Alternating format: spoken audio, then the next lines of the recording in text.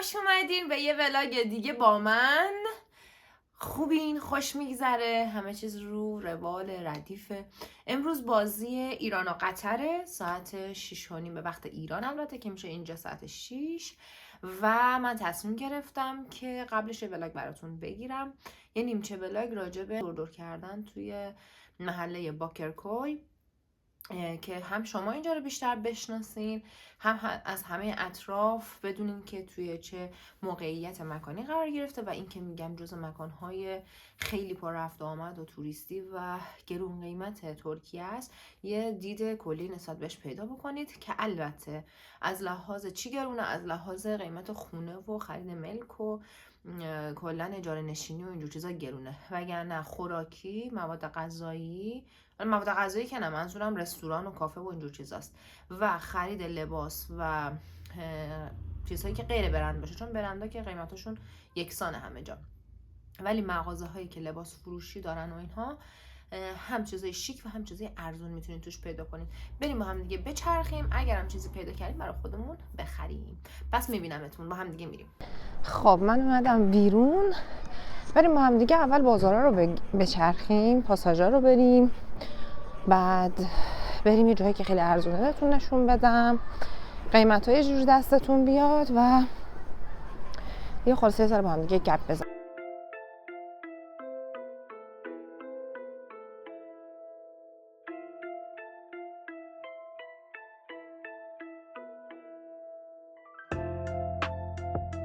حالا که اومدیم اینجا تا ژاپن هم بریم، من یه سر شارژر میخوام، بریم از اینجا با هم دیگه بریم از اینجا بگیریم و بعدش هم که برای شب آماده بشیم که میخوایم بریم لایو.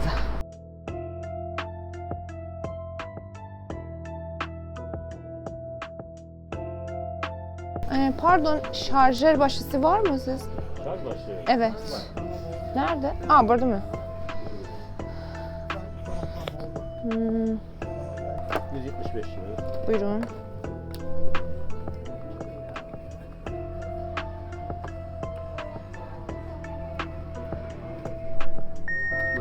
تشکر ادم. پاشت verir misiniz siz؟ بچه تو میوه فروشی ها اونور از همه خیلی قیمتاش بهتره. حالا قیمت ها رو همینطوری سرسرکی براتون میگیرم ببینید.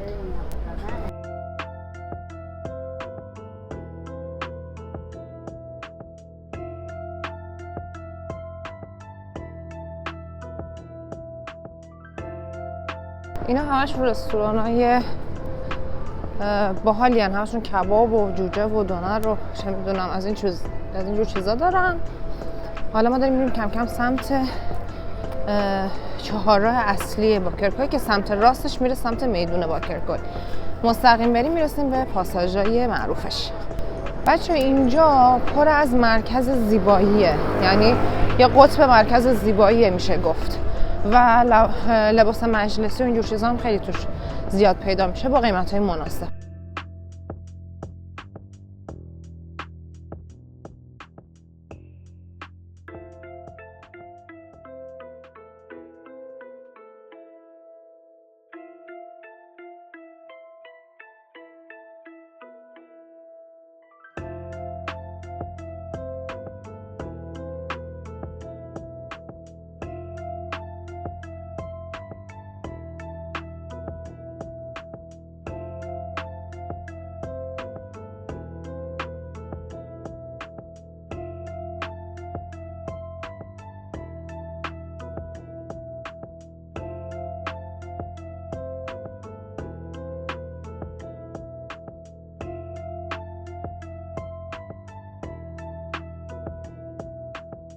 بچه این قسمت شهر بازی، بیلیارد داره، بولینگ داره، کلی بازی واسه بچه ها که خب میرن و شهر بازی سرگرم میشن و کیف میکنن. انواع برندام اینجا هست، دیفکتو، چه میدونم السی و برندای لوازم خانگی و همه جور خلاصه چیز هستش دیگه.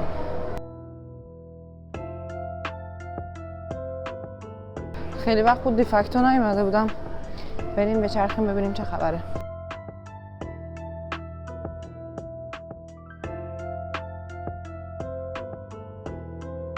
بافتار رو زده فقط 300 لیتر.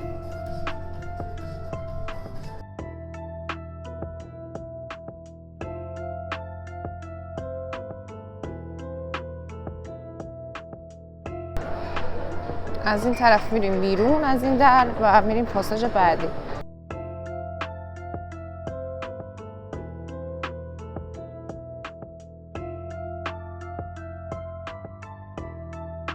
سمت چپمون کاپاسیتیه.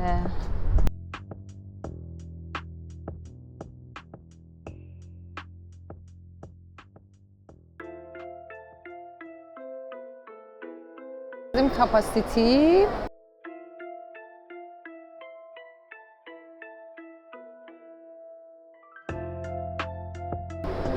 طبقه بالای بالا میبینید نوشته پیدم. اون قسمت فود کورته. همه رو میریم با هم دیگه میبینیم.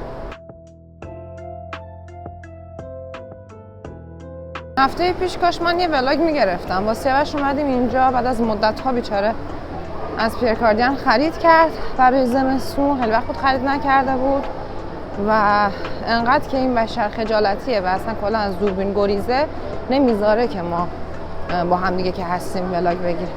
ولی حالا این دفعه از به بعد دیگه توی آدم باشه حتما این کارو میکنه.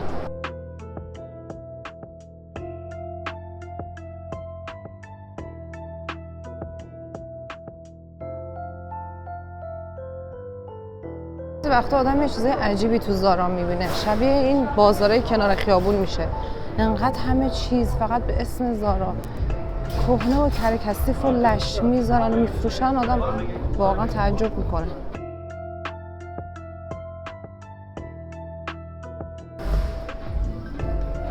میبینی چه آشفته بازاریه؟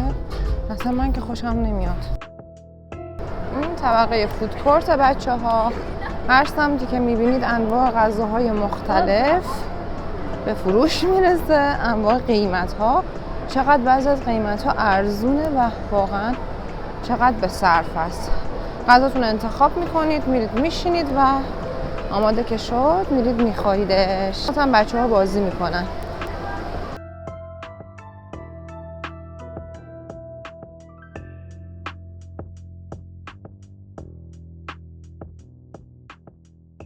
مدیا مارکت.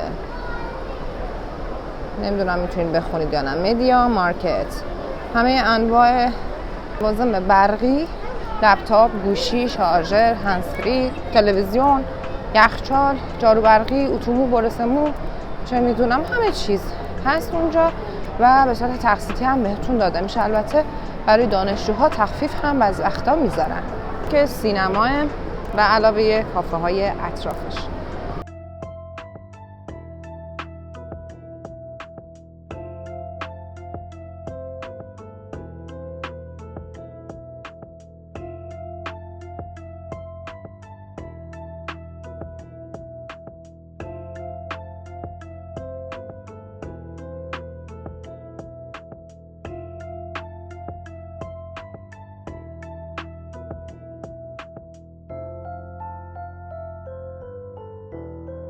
وقتی که اومده بودیم این محل انقدر دیگه اینا رو هر روز میمدیم و میرفتیم. خواهرم هم اون زمان اومده بود پیشم که تنها نباشم.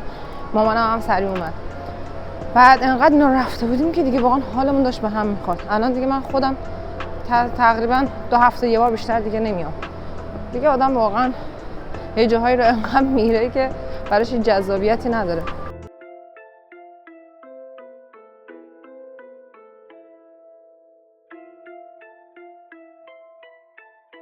موقعیت مکانی دوباره داریم میریم سمت چهارراه باکرکوی و به سمت میدون.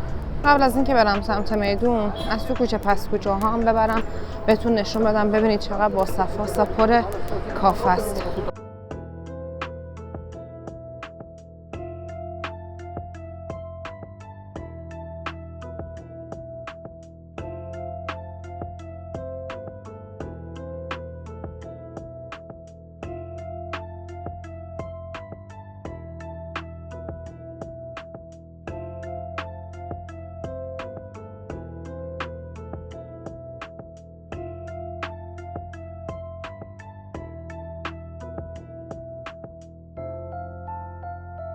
خیلی صحنه‌های تکراری براتون نمیگیرم که خسته کننده نشه، ولی کوچه پس کوچه های اینجا همه جا پر کافه است.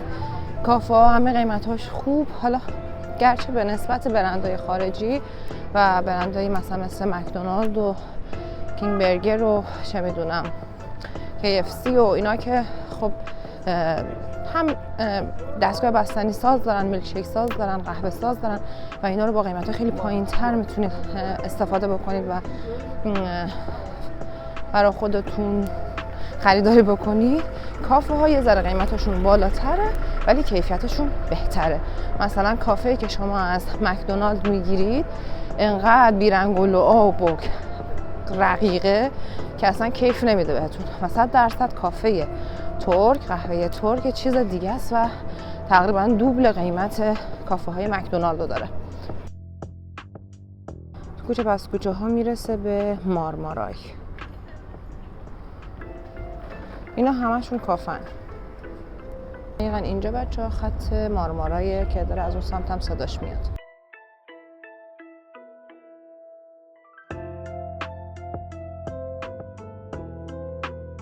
کجا آوردمتون؟ یعنی اینجا قیمت کیف و یه سری سویشرت و تیشرت و اینجور چیزا انقدر پایینه. توی این خیابونم کلا لباس مجلسیه. حالا ما دیگه اینو نمیریم، از اینجا میریم یه جای باحال.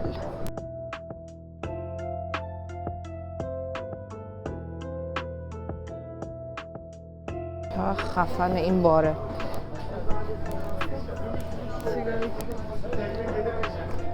اینجا پر از خنزر پنزر بچه ها، کیف و خنزر پنزر و دستبند و ساعت و شبیه کوچه دایگونه.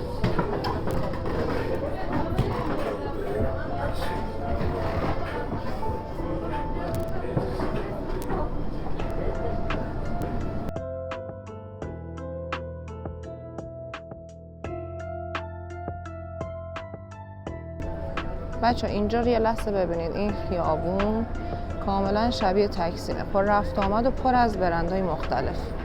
بچه این سمت چپ فکر نکنید ورودی متروه. اینجا ورودی یک پاساژ سرپوشیده زیرزمینیه که پر از لباس عروس و دوماده.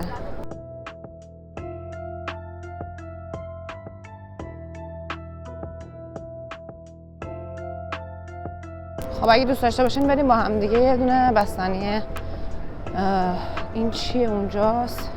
برگر کینگ فکر میکنم. یه بستنی برگر کینگ بخوریم به قیمت 15 لیر. خیلی قیمتش خوبه.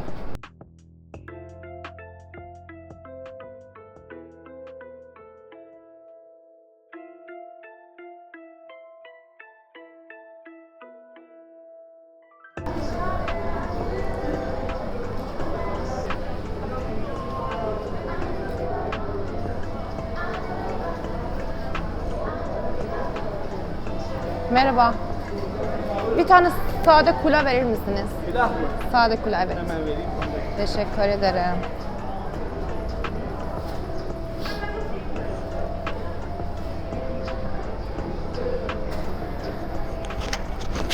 دوربین یه جوری گرفتم که نفهمه. تشکر ederim. sağ ol. بچه‌ها دوربین یه جوری گرفته بودم که نبینه، به خاطر اینکه اینا اجازه نمیدن ازشون فیلم برداری کنی. بفرمایید. اینم خیابونی که میره سمت دریا و اکثرا حالا این ماشین وایساده اینجا دیده نمیشه ولی اکثرا لباس مجلسی، لباس عروس، آرایشگاه و خلاصه کافه و اینجور چیزاست.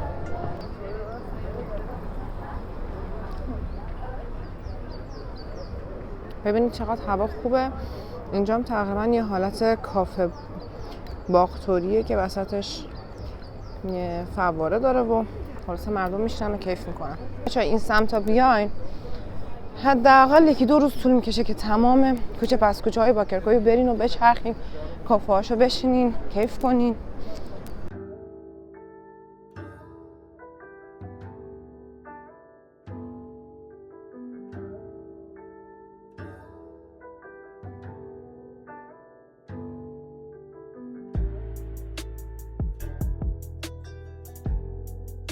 اون کافه‌ای بود که بهتون گفتم 7 سویو که من خواستم برم اینجا کار کنم ولی ترجیح دادم الان روی یوتیوب تمرکز کنم ببینم شاید یوتیوب بشه ازش چیزی در آورد.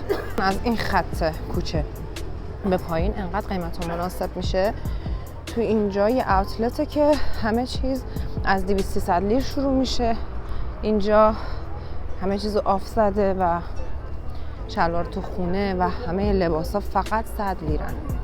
ببینید این قسمت همه چیز فقط 100 لیر. ببینید بچه ها اینا همش 100 لیره. اینا 200 لیر، 189 لیر. این مغازه هم همه چیزشون معمولا میزان 100 الی 150 لیر که خیلی برای خرید کردن جای مناسبیه.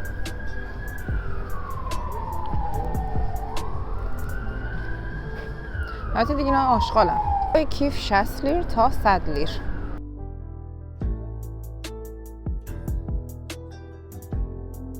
هوایی به به.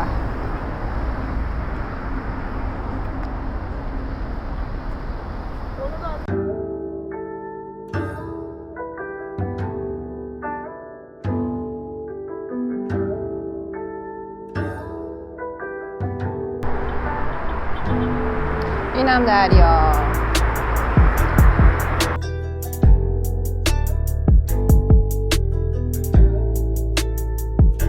خط ساحلی رو که بگیریم میرسیم به یه پارک. حالا امیدوارم دیده بشه که دقیقاً به موازات اون این سمت خیابون خونه ماست. بچه دیگه واقعاً شارژم داره تموم میشه. خیلی صفحه گوشی رو روشن نگه داشتم. شارژم که فکر کنم 10-15% بیشتر نمونده. از همینجا پیاده میرم خونه و بعد باز دوباره با هم حرف بزنیم.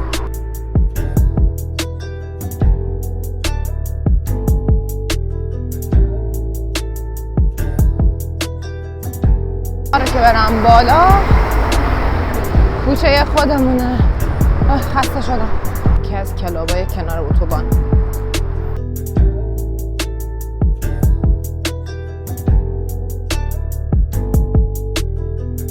رسیدیم.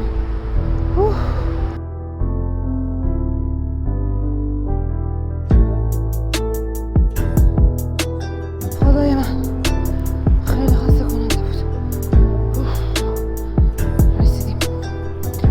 بریم یه چای بذاریم و بشینیم فوتبال ببینیم. پرنسس قهری مامان، قهری دخترم، فدات بشم مامان، تنها بودی. خسته شدم. خب بریم دیگه استراحت کنیم. شما بریم به کار بار و زندگیتون برسید. دوستتون دارم. خداحافظ.